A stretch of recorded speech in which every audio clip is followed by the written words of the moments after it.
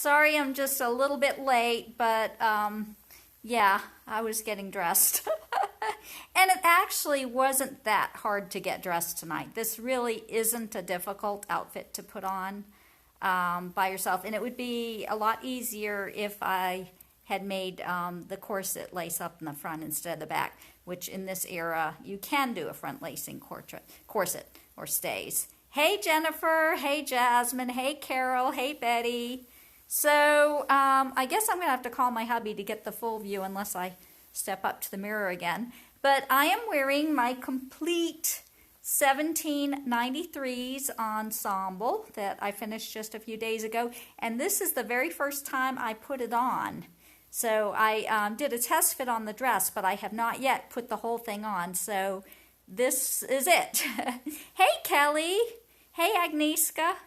So what I am wearing tonight, I'll tell you everything I'm wearing. My shoes and stockings. I'm wearing a small bum pad. It's a very small one to give a little poof to the behind. They did wear a bum pad or a bustle in the 1790s, a small one. The volume was in the back of the skirt. It's no longer in the sides. The hips aren't big. The focus is on the booty. I'll show you in just a moment. And then I'm wearing a petticoat, a white petticoat, since this is a white dress out of thin fabric. The dress is 2 layers of white. There's a layer of white taffeta, and the outside is a white striped, transparent, striped organza. So this is a very thin, transparent fabric. So I did taffeta underneath. It has 2 sets of sleeves. Both sleeves are part of the dress. It has an undersleeve of white taffeta with a little voile ruffle at the end of the cuff. And then it also has the puff sleeves with the striped organza. I'm wearing a fichu, which is for modesty purposes. The dresses were very low cut, and in the daytime, ladies did cover their breasts with a fichu. It could be a thicker fabric. This is very thin. This is a voile. This would be, a lot of these transparent fabrics were used. So modest, yeah, but maybe not so much if they're transparent. Let's see what else. And then I'm wearing, I'll show you the whole view in a moment. The navy blue is called an open robe. The underneath it, this is a round gown. It's a 1790s round gown. And then over it is an open robe, which means it's open in the front, exposing the skirt of the undergown. It can be with or without sleeves. This one is sleeveless to show the pretty sleeves on the dress.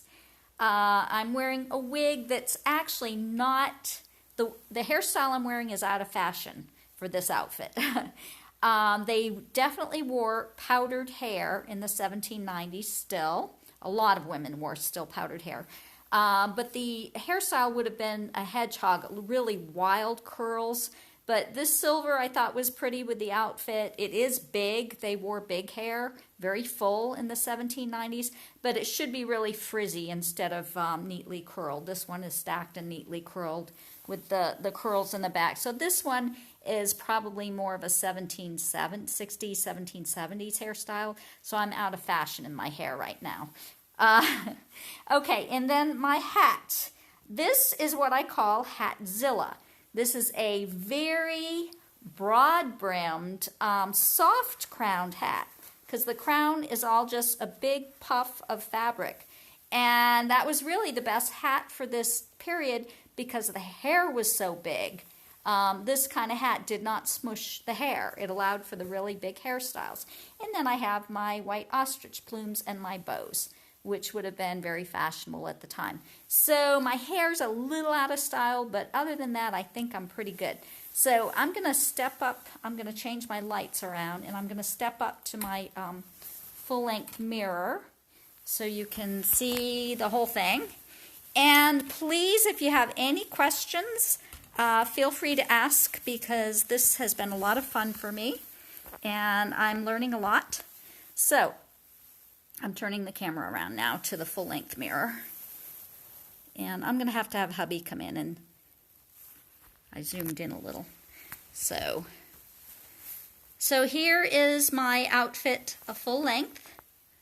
John, could you come in and hold the camera so I can do it without having to get a reflection in the mirror? So I'm going to have hubby come in. So, Lori, thank you. The fabric is, the overgown is silk.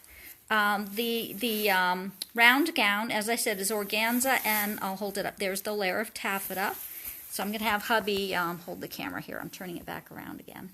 Okay, so if you could turn it back to, I'll turn the lights so they can see good. Well, why'd you turn it around? Well, so I could reflect to the mirror. Yeah, but... Okay, so I'm going to stand here, and I'm going to How do you turn it back? Oh, I did it. There, all right. Okay, I'm going to do a 360, like we usually do. So I'll let them get if you want to pan and zoom in, I don't know what you want to do, but give them a good view of the dress. That's it. So here's the ensemble. As I said, here, the white is the round gown. This is just the taffeta underneath is part of the gown. Under that, I have a white cotton petticoat. Okay, I won't show you my bum pad, but I have a little bum pad to give a little bit of poof back here to the booty. So do I have a poofy booty? So I'll do a little.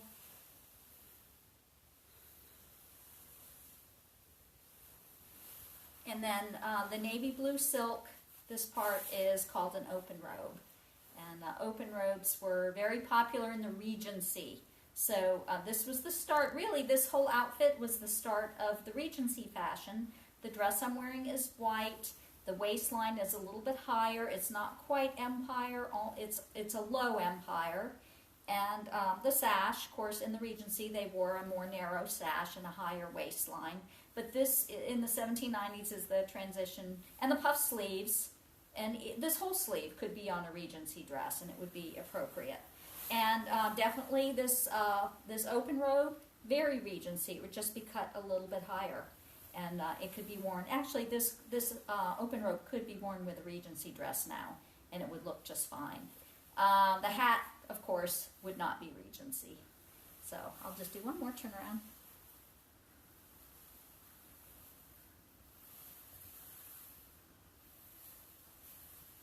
Should I take the robe off? Is anybody answering? Do you see any comments? Okay. Okay. You can turn it back around, or I will. Woo. Okay. How do I keep my hat on? Well, right now it's just that the wig is so big, it's holding it on. I am not using any hat pins, but I need some hat pins. That's how they would have done it. Have you all ever seen hat pins? They're like really long, and they went through the hat and through the hair, and that is how they kept their hats on. But in this case, the hat is so big and the wig is so big that, unless I'm really dancing around, or, it would never stay on if I was riding a horse. But, yeah, as long as I'm not moving around erratically, it kind of just stays on my head. Let me see. Any other questions? Let's see. Who else is there? I'm just getting caught up. Let me jump back. Agnieszka, I saw you. And Jessica, Tanya, Lori, Hilda. Hey, Hilda. And Carol. Mary Luke. Oh, Agnieszka said hello to you, hon. John said hello. Okay. How do you keep your hat on? I answered that one. So, are there any other questions about the fashion of the era, or anything I'm working on, or how this was made? I'm here to kind of answer anything you want to throw at me. This was really fun. This is one of my favorite outfits. I think it's very, very elegant. I feel elegant. Yes. Oh, Betty, the sash I'm wearing around the overgown is the same sash I wear on the dress. So if I take off the overgown, in fact, I'll do that right now, so you can see it. I'm going to take off the open robe. So I just untied the sash. So I'll step back and see, here it is without the sash. And then the same sash ties around the dress. Oh, my home fits my outfit. Mary Luke, the background is fake. It's a photography backdrop. Hang on, I'm taking off this robe so you can just see the white dress, which is a round gown, a 1790s round gown. Which the round gown, the name They used that name for dresses for many decades. I'm sorry, the light's getting weird. My camera's been doing that weird stuff with light. Okay, so I don't have the sash tied around the dress yet. But here, whoops, here I'll zoom in. So here's the sash on my arm. So here is the dress without the sash. Here, let me see if I can give you a better, here's a better view of just the white dress.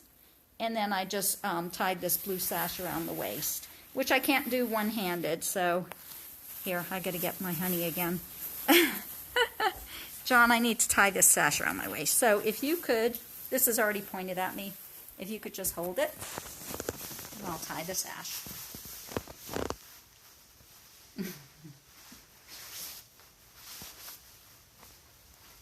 And then I'll step back. So here it is with the sash tied around the white dress.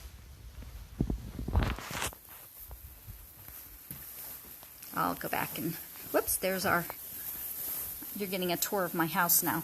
Okay, so I don't have it adjusted properly, but I need to adjust it a little bit. But here's the white dress with the navy sash.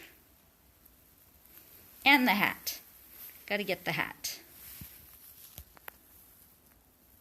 I'm going to do photographs when we're done so you don't have all this crazy jostling.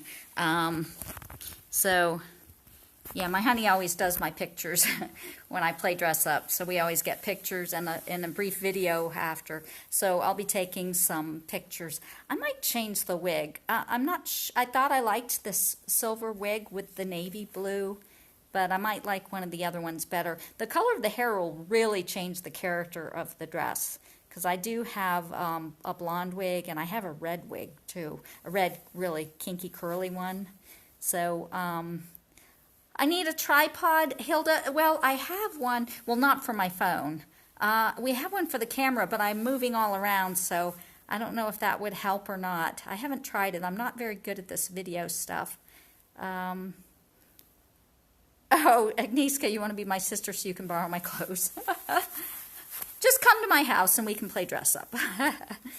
Yeah, the red wig would be cool. Right now I have it styled, though. I have it pinned up in a Victorian style because I was planning to wear it with something Victorian. It is a real pain to restyle the wigs. I mean, I style them, but if I restyle it, I can't put it back the way it was at all. I'd have to start over from scratch, which is really hard to do. So once it's styled a certain way, I like to try to keep it that way. But maybe I'll have to get another red wig and just keep one Victorian. But red was very unpopular. In the Georgian era, if you had red hair, you were considered hideous. I mean, they really, really hated red hair in the Georgian era. So, yeah, if you had red hair, you would have hidden it with a wig because it was the worst possible color to have. So, yeah, and if you powdered it, it would turn kind of pink. A selfie stick. Well, you know what? I don't have one, so I should try to get one probably. Yeah, that's true. I could set the phone. Honey, do you think this camera tripod would work for my phone? No. Is there any way there isn't any way to kind of rig it up? No. Okay, he says no. All right, anyway. Tanya, the blonde I do have blonde, and it's in a really good hedgehog style, and I do wear it sometimes, but it's the wrong shade of blonde for me. In the picture, it looked more of a golden blonde. When I got it, it's really, really ash. And ash blonde is not, I wear it, but it's really not good on me. I really need more of a golden blonde or a strawberry blonde. Those are my colors, so I might have to get another one. They're not that much, the costume wigs that I get, and they're decent quality. So, yeah, I'll probably have to get another one. I'll get another blonde one and see if it's a little bit better color. So, anyway, so what I'm working on now. Let's see, I finished this. I shipped out 2 things this week. What did I ship out? I've already forgotten what I shipped out. Golly, I'm losing my mind. What did I just finish? Okay, so I had to alter Ava Stone's wedding gown. You know, she came last week and had her fitting for her wedding gown. And if you didn't see it, I posted pictures of the dress. I didn't post pictures of her in the dress because that's bad luck. So you'll have to wait till February when she posts pictures. But her wedding dress is done, and the mock-up was a little bit too big for her in the shoulders. It drooped a little bit. So I took it in and I sent it out to her today. Let's see, I mailed Kathy Bone's riding habit today. That was that hunter green riding habit I did. So I mailed that out today. So they're both going to have their dresses by the weekend. And I'm starting on a beautiful early Regency ensemble. It will be a little bit similar to what I'm wearing.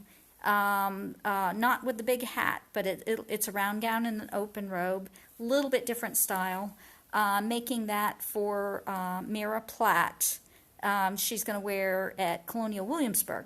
And I'm using two different fabrics in cream, and I can show them to you. I posted pictures today of the fabric as well as some other beautiful fabrics that I got in a shipment today from my man in India.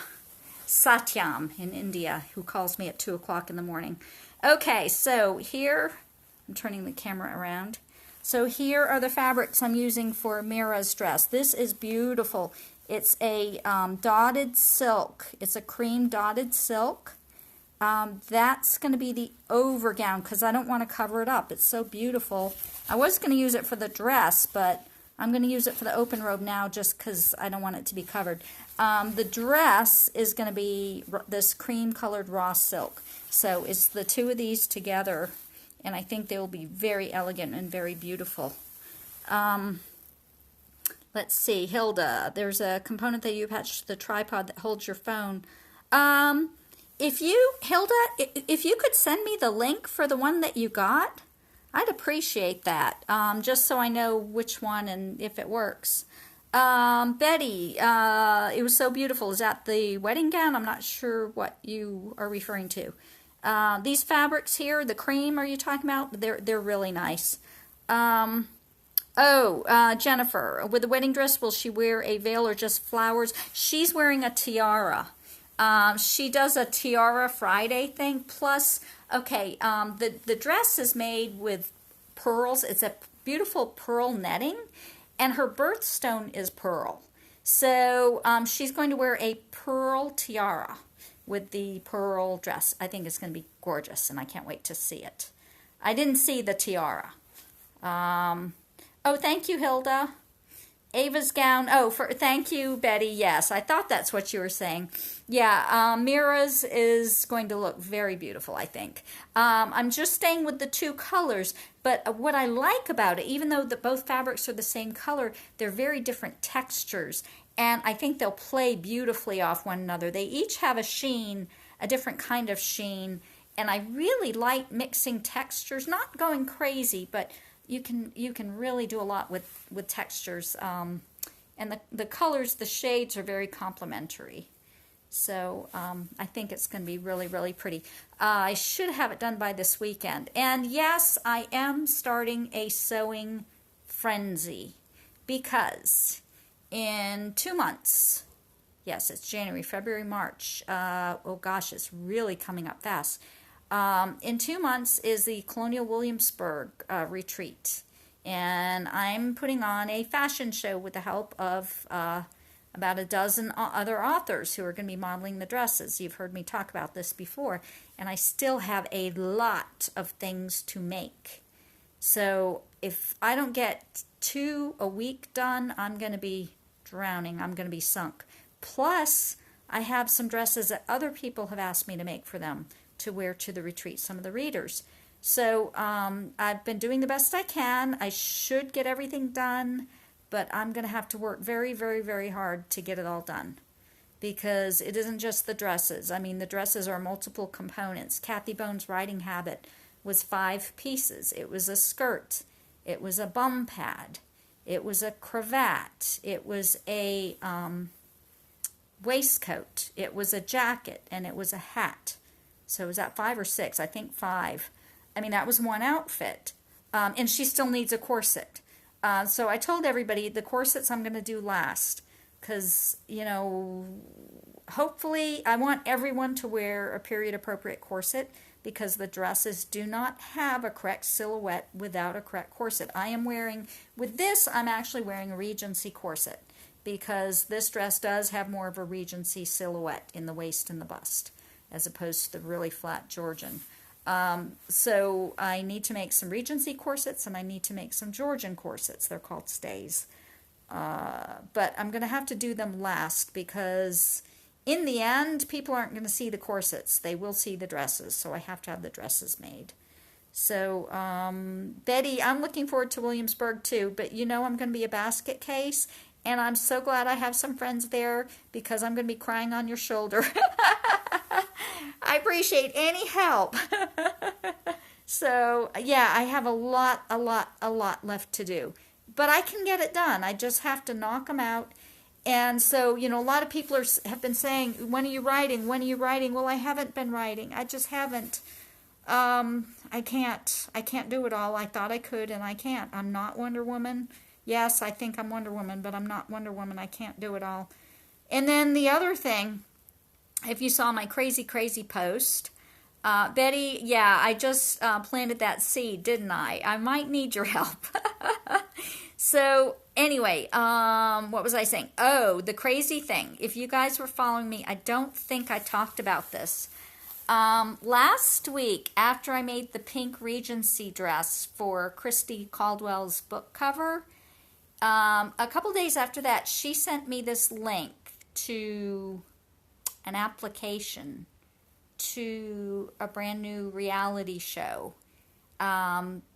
Heidi Klum and Tim Gunn, who have been doing Project Runway for like 17 years, have been stolen away by Amazon Studios, and they're starting a brand new show. And it's going to be very similar to Project Runway. It's not titled yet.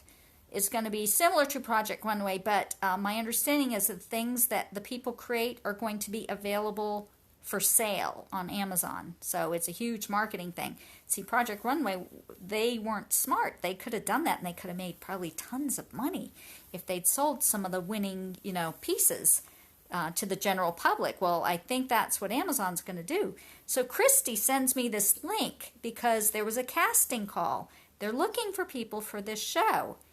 And I was like, oh my God, because I've been watching Project Runway.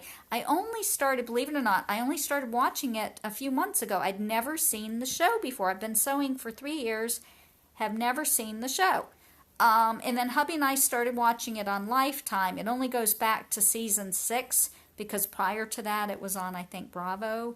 So they only have season 6 to the present. So we started watching season 6 because that was the oldest one, and we're up to season 10 now. We just watched the finale last night, and I was so glad Dimitri won because he was my favorite. So don't tell me any of the other seasons because I don't want spoilers. But anyway, I'm really hooked on that show, and do I think I'm ready to compete with people like that right now? Absolutely not. You guys are really sweet, and a lot of people say, oh, you could do it. No, not right now. But I think 1 year. I think I need just 1 year, because I haven't been focused on this. This has just been fun. It's been a sideline for me. I've gotten more and more serious about it. But if I'm a highly competitive person, like crazy competitive. So if I decide I'm going to do this, I'm really going to do this. I'm going to have a plan.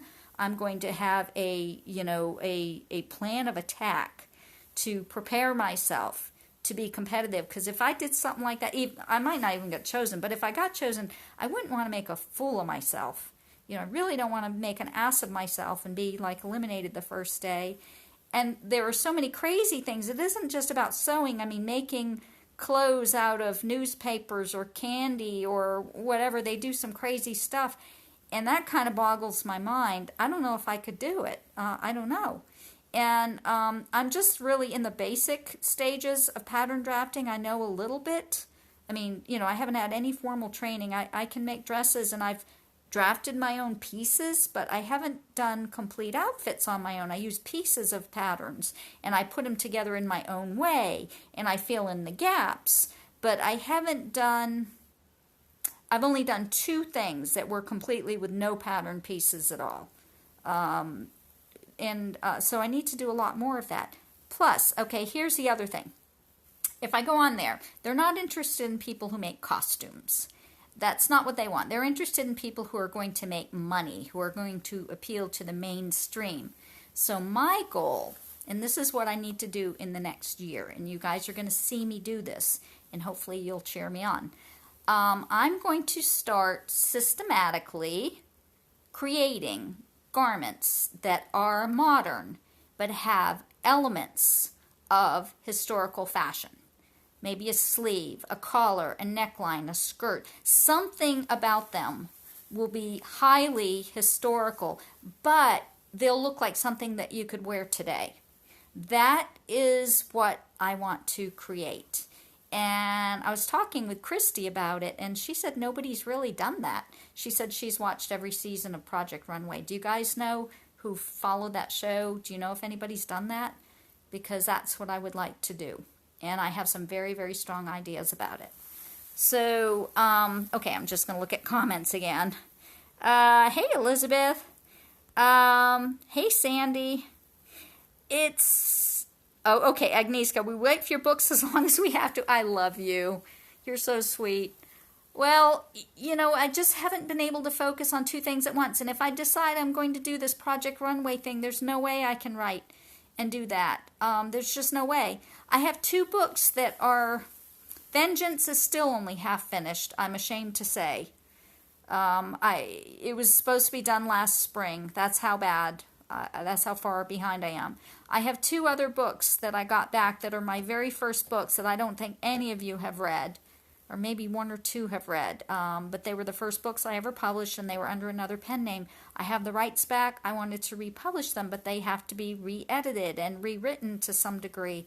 I haven't even touched those, which I had hoped to do those in 2019, to release them, at least the first one by spring. Now I don't know. It's just, I feel like this is something that I need to do. I feel like I'll regret it if I don't try. It's just, I discovered a talent for something that I didn't know I had a talent for. I had no idea. It's been 3 years since I made my first dress, my first historical dress, 3 years ago this month. And, it was just fun. It was a hobby, and it's like, oh, people like what I'm doing. Oh, that's cool. But then the last year I got more serious about it because I saw that there was a lot of demand. A lot of people started contacting me about dresses and continue to contact me about dresses. So, it's been, I'm not saying I'm overwhelmed, but it's been very, very steady. And as far as a quote-unquote business goes, my dressmaking is doing as well or better than my books. So, I have to... In reality, you have to take a step back and say, okay, where am I going with this? So, I started thinking, what am I best at? Am I best at writing, or am I best at this? I don't know if I'm best at this because I haven't put enough time and effort into it to see if I could be really good at it, if that makes sense. So, I'm looking at comments again. Tanya, do what you have to do what makes you happy. We will cheer you up. I really think I need to explore this. I really think I need to. Otherwise, I'll never know. And I'll always wonder, right? I'll always wonder. And, there's a very strong possibility they would never pick me. But I kind of think there's a possibility they would. Because here's my other question. Have they ever had a romance writer on there? Basically, they want to pick people. They don't always pick the best person, the best designer. They pick personalities. It's reality TV. They want conflict. They want excitement. They want, they want it to be entertaining. And, some of the best people might not be the best entertaining. And I think, okay, a romance writer, that's interesting, right? And I'm pretty outspoken too. Like, oh, I remember this season. I told you I just finished watching season 10. There was this guy on there, if you guys watched it. In season 10 of Project Runway, there was a guy named Vane. I can't remember his last name. And he one of the challenges was to design a dress for a real woman, not a model. There was a challenge where a bunch of people nominated their best friends and brought them in for a makeover. So it was hair and makeup. I'm gonna sit down now because I've been standing. So they brought them in for this, best friend makeover, and it was hair and makeup, and the designers were supposed to make them, a beautiful garment. It didn't have to be a dress. It had to be something that the person, wanted. But, the whole idea was to give this lady a makeover, to make her feel beautiful.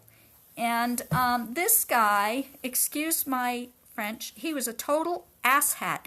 He was insulting. He was humiliating. He kept complaining that, she wasn't a model size, that she was a larger woman. She wasn't that big. But, I mean, everybody's beautiful. And it's your job. If you're designing clothes, you can make people more beautiful by accentuating the good things and downplaying the bad things. And, you can make people beautiful in any size. I mean, beautiful clothes in any size. And I was so angry. Oh, I just wanted him off that show so bad. He didn't get kicked off for a couple more episodes. But if I'd been there, I would have told him off. I would have told him, you're an asshole. Give me your client. I will make her beautiful. So make her something beautiful so she'll feel beautiful. It just made me so angry. So anyway, my opinion on this. So anyway, yes, Betty, he was such a total jerk. I just wanted to punch him in the face. I wanted him off the show so bad. So I hope that was the end of his career. I read later, I don't read about the show till afterwards, but I read later that he's the most hated contestant that's ever been on the show. So anyway, I would enjoy that. I would love helping somebody with a makeover because that's fun. That's fun. And, and I experience that now. I try to make something that surprises people. And I've made dresses for every size. And it's been fun. Everyone's been fun. Everyone's been beautiful. And it's been a lot of fun to pick out the patterns and the fabrics together. And, I like to see people happy. So I hope that what I do does make them happy. So anyway, I'm thinking about it really, really hard. But like I said, I know I'm not ready right now, but I think I want to try. And if I'm going to try, I need to prepare. I need to start learning things that I don't know and start making those garments I told you about. Start making the modern clothes with the historical element. I have to build a portfolio. So I have to start making those now. When I'm caught up with my commissions, I can't do any of this till spring. But by spring, I want to start doing that. And maybe every week I can show you something cool and something new in my portfolio. Agnieszka, me, what's this me? Tell me. So I already have ideas. One of the things, I don't know how to draw. Drawing is a talent. Sketching is a talent I do not have. I can't even draw stick figures. And I don't have time to learn. I'm not going to sit and take art lessons. There's just no way. But I have to have at least rudimentary skills. So, thank you, Tanya. So what I did this week, I told you I have to have a plan of attack. So this week I bought 3 fashion sketchbooks from Amazon. They just came yesterday. And they have the silhouettes already drawn on them. They're called croquis. I didn't even know the name, but the little body that you have to draw on, it's got a fashion name. It's called a croquis. And I learned that just this week. So what I'm going to do is right now, every outfit that I make, I'll show you what I did, and you're going to laugh because it's so bad. But I'll show you anyway because I'll just show you. But all the outfits that I'm making right now, I'm going to, even though it's all in my head, I'm going to try to do a really rough sketch just to try to teach myself how to do a really rough sketch. So, oh, a makeover, that would be fun, wouldn't it, Agnieszka? Okay, so I will show you. Don't laugh at me. Promise you won't laugh at me. I'm going to get the sketchbook out. All right, so I'll show you the sketchbook. I don't know if you'll be able to see. The lines are so faint. Okay, so these are the croquis, and I'm going to zoom in really close. See, the lines are very, very faint, so you can draw the clothes on top of them. So I got this book. This book is called Fashion Design Sketchbook, or, you know, Croquis for Dummies. And then I already started. All right, don't laugh. So here's the one I did. This is the one I did for Mira Platt's dress. My handwriting's terrible. But see my horrible, I told you I don't sketch. Now, I could never sketch the person, but here's my sketch of the dress. Okay, and then the next one I'm doing, don't laugh, this is Alana Lucas's Redingote. Okay, so yes, those are supposed to be buttons in the middle. And up here, this is the collar, and this is the pelerine. These are cuffs, and then there's a skirt. So, I mean, it's like really, really, really bad, but it's better than the stick figure. And those are the first two I've ever done, and I'm very impatient. I don't have the patience to draw, so I just, and so hopefully they'll take a better shape in time and look a little bit better. But everything's practice. I have a whole year. If I do it for every project for the next year, maybe they'll look okay. I just don't want to make an ass of myself. So, anyway, they say when you set goals for yourself, they say if you tell somebody, you're more likely to do it. Well, here I am. I've just told the whole world. So, I guess people don't want to do that, because then if you don't do it, or if you fail, I'm always afraid of failure. Everybody's afraid of failure, but I'm not going to let fear of failure keep me from trying. I've never been afraid, ever been afraid to try something new if I really believed in it. So that's why I'm doing what I'm doing, I guess. Oh, Jennifer, you're far too kind. But I did it really, really fast. And actually, it doesn't look that bad because it's already on a croquis. I don't know if the show, if they let you use a sketchbook like that. If I could use a sketchbook like that, I'd be fine. But if I had to draw the figure myself, oh my gosh. I couldn't draw the person. I can't draw proportions. I can't draw a circle. I mean, I can't even draw a circle. So, anyway. No, mine does not, Betty. They know how to draw. They draw the croquis, and I draw the thing. If I can use a template, though, if that tablet that they give you has a template with the little body on there, then I'd be okay. All right, so Jennifer, really, it was bad. It looked good because the croquis was there. I mean, it didn't look good, but it looked acceptable because the croquis was there. Without the croquis, I couldn't have done it. Tanya, yes, I think I will get better as I go. Will I ever be an artist? Absolutely not. I do not have drawing talent at all. My son does. Agnieszka, I can't fail. I think it would be fun, and I think I'd be entertaining. I think I could entertain. You guys hang out with me, right? I entertain you. Right? So, yeah. Oh, the other thing about that guy, Vane, I've never seen somebody, I'm being squirrel again, jumping back. The guy, Vane, from season 10 that I was talking about, my husband and I said this. He had no personality. He would suck the life right out of any room. I don't know how he got on that show. I've never seen somebody before with no emotion, no personality. He brought nothing to the table except he was really good at this one folding technique. It was really beautiful. But he was such a zero. Anyway, that's my opinion. Hilda. I love you, Hilda. I love all of you. Hey, Melissa. So, Tanya, maybe they have an app that you can learn how to draw with. Yeah, but I like I said, I don't have the patience. I mean, if I can just do a little sketch like this every day as I'm working on stuff, that's about all I have the patience for. Don't waste my time on drawing. I agree with that, Agnieszka, because the time I spend drawing, I could spend sewing, and what's more important, drawing about what I'm going to make or actually making it. That's a no-brainer. So I want to do some really cool things. I have some really, really big ideas. Big ideas. And I'm so anxious to start. I want to start now. But I have a fashion show to get ready for.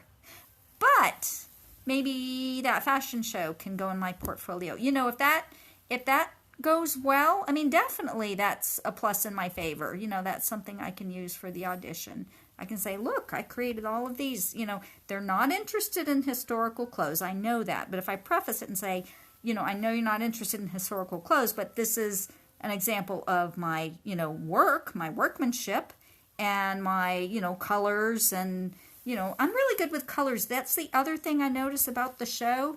Everybody's afraid of color. I mean, you rarely see anybody who uses color. Everything is black and gray and all these muted tones. And yes, that can be nice and elegant, but what's wrong with color? I love color. Color is life. Life is colorful. And color makes me happy. Doesn't color make you happy? Makes me happy.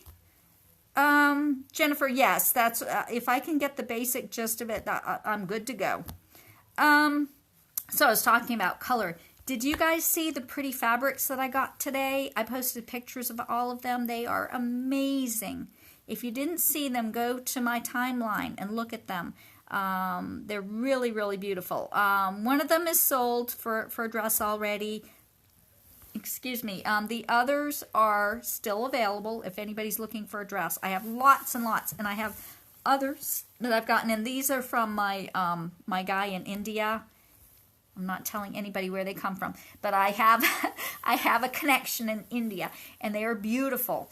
And sometimes he wakes me up at 2 o'clock in the morning. Today, I woke him up. I'm so glad. So this afternoon, I got my box, and I was so happy. I sent a text. I didn't call. I sent a text and said, these fabrics are beautiful. I'm so happy. Do you have any more of this particular one? There's a pink one I liked, and I was wondering if he had it in any other colors. And he calls me. My phone rings. He doesn't text back. He says, this is Satyam. It's 2 o'clock in the morning here. Can I please get back with you tomorrow?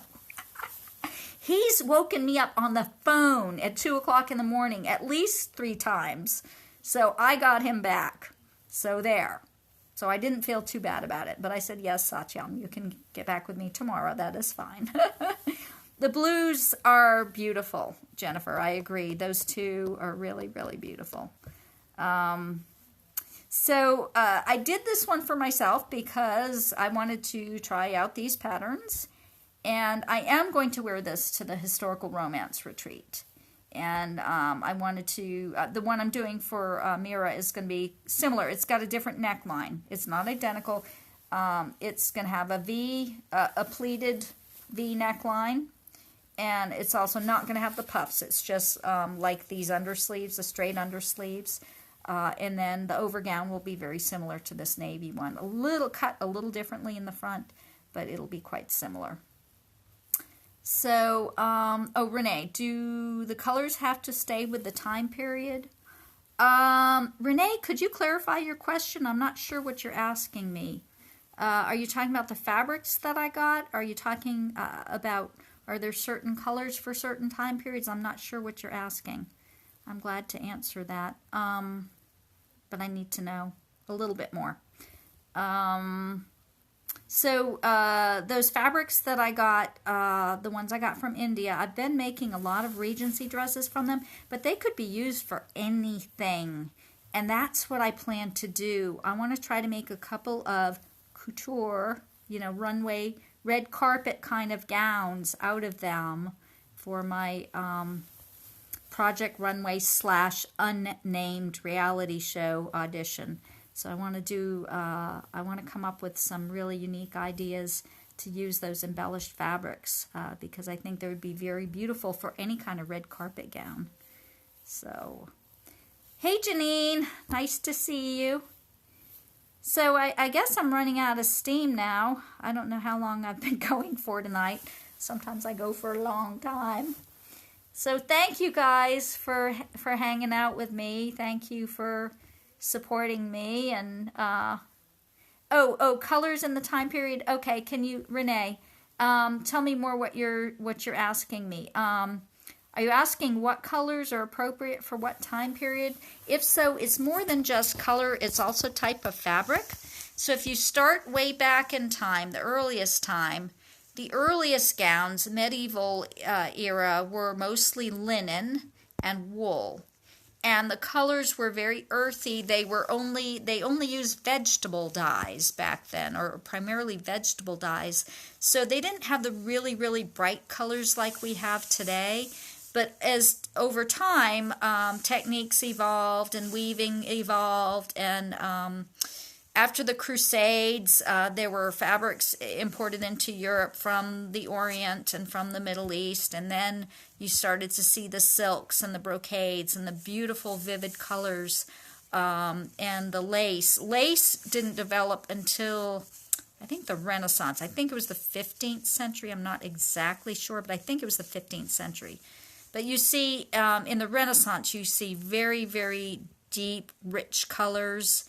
And so those were, and into the Tudor period was very dark colors, a lot of black, a lot of red, a lot of dark blue.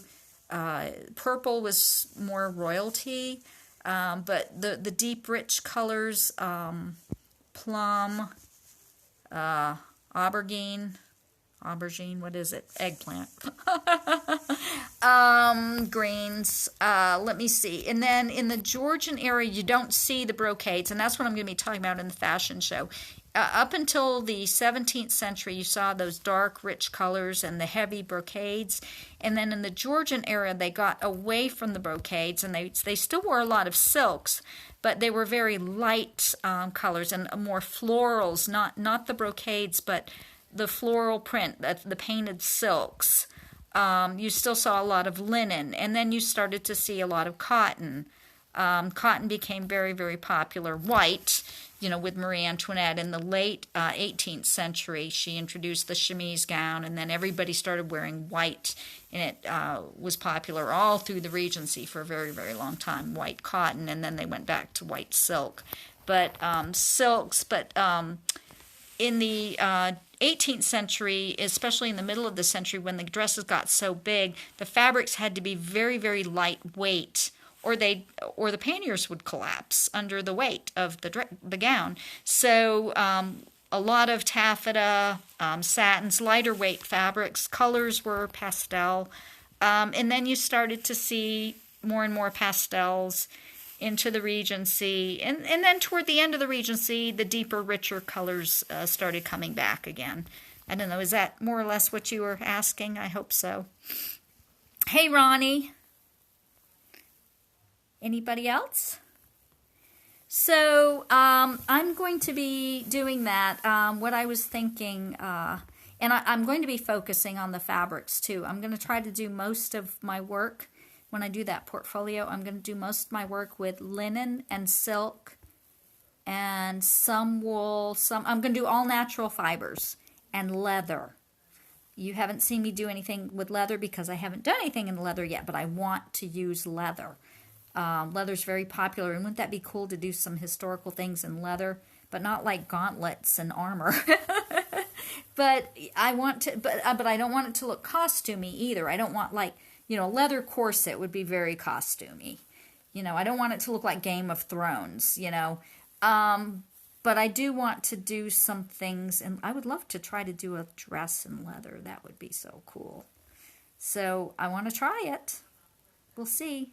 Come late spring, early summer, I'm gonna start exploring some of this stuff. I've not made a bias cut dress. That's something hard to do. I haven't done that yet. I haven't made any pants. I need to learn how to make pants of some kind. So there's a lot of stuff. Thank you, Hilda, about my jacket. I've done a lot of jackets that have been part of, Georgian outfits, Georgian and Victorian. Well, these bodices, they really are jackets. So I feel really, really comfortable making jackets. And I loved the little short 1950s one I did. Remember that bright yellow outfit? I love that. So I want to do more stuff like that. So we'll see what happens. What else? Book-wise, I don't have anything to share with you. I wish I did, except that my books are going strong in Germany. I told you that I had another one release Monday, and I have another German release the end of this month. And the day, my Monday release was in French and German. The day it came out, it hit the bestseller list for contemporary romance at Amazon in France. It hit, I forget where it was on the contemporary list. Under erotic romance, it's number 2. Contemporary romance, I think it was like number 40. In Germany, they have a contemporary cowboy or contemporary western bestseller list, and it was up to number 5 the day it released, so that's pretty good. Hasn't gone any higher, but it's pretty much stayed where it is. And then the end of this month, my very, very first historical is going to be releasing in Germany. I'm releasing A Wild Knight's Bride. It's been translated. If you guys have not read my Devil de Vere series, I know it's been out for a number of years now, but it is a hoot. It is a really, really entertaining. It's hot. I'll warn you, it's really hot, but it's really, I think, the best thing I've ever written. It's really fun. It's a really fun series. It's novellas. There's 6 of them. They're all connected stories, so you really do need to read them in order. But they're all out, and eventually I had planned to add to that series, but I'm not sure when that's going to happen now. But Wild Knight's Bride is the first in the series. If you haven't read it, you can pick it up for 99 cents. And the whole series is on Kindle Unlimited. So anyway, it's releasing in Germany at the end of this month. So I'm excited about that. Renee, do I speak German or French? 9 for German and seulement un peu for French. Very little. I took high school French. I did really well in it. I took 3 years of French, but it's been so many years and I've never used it, so I've forgotten most of it. So I'm embarrassed to even try now. At one point I could speak a little bit, but je peux comprendre si vous parlez très lentement. Je peux comprendre un peu. So that's as far as that goes. I'm thinking lost in translation. We will wait. Agnieszka, I love you. You guys might, but in this business, it's publish or perish. So if I go much longer without releasing something new, I will be completely forgotten. But I don't know. I've worked really, really hard, but I've been at this for so many years, and I really haven't broken out in a big way. I mean, I have a following, but, I'm not a New York Times best-selling author, so I've had modest success, and I've enjoyed it, and I've loved every book I've written, but maybe there's something else I'm meant to do. I don't know. So that's what I'm thinking about right now. I'm just thinking. I'm thinking, what is God's plan for me? I always say, hey, God, just tell me, I'll do it. I don't know. But I try to always have an open mind, and I try to listen. I try to, if there's an opportunity that comes my way, I usually try to keep my eyes open and go for it. So, never what? Vanna, hey, how are you doing? Oh, you'll never forget me. Thank you. Thank you. As long as I keep doing these Wednesday night videos, right? Never. Oh, you guys are so sweet. All right, well, I guess I'm going to wrap it up. My battery is almost dead. My phone just made that noise that tells me that I'm almost out of battery, so... You know what? I'm looking at myself now. I can see myself, of course, when I'm talking to you. And I have this gray hair, and I can see these wrinkles. So right now, looking at me, I hope this is what I look like when I'm 80. because I kind of look like I'm about 80, don't I? With the gray hair and the wrinkles under my... Am I 80 now? Okay. All right, I'm going to say goodnight now. Tune in next week. You never know what I'll be doing. Love you. Bye.